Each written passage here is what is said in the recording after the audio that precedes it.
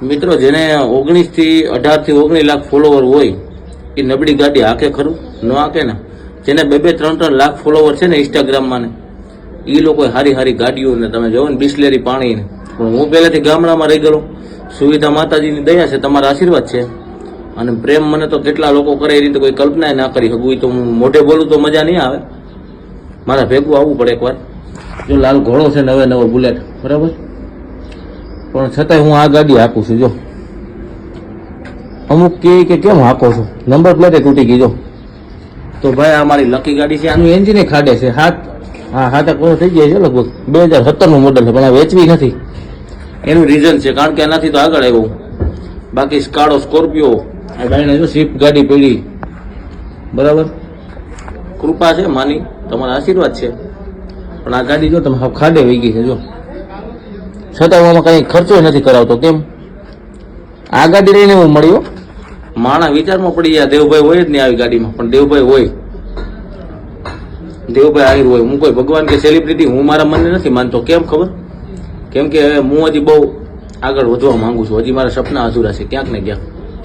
લોકોનો સપોર્ટ સાથ મળે છે ને એનાથી 10 ગણો મળશે ત્યારે મને એમ થાય છે કે હજી મળ્યો. બહુ મળે જ છે અત્યારે.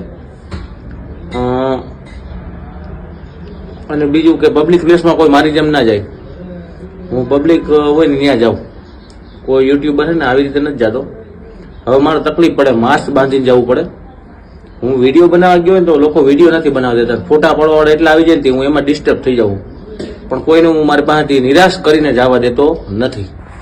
જો બુલેટ કર્યું છે અત્યારે, ઘોડો લાલ.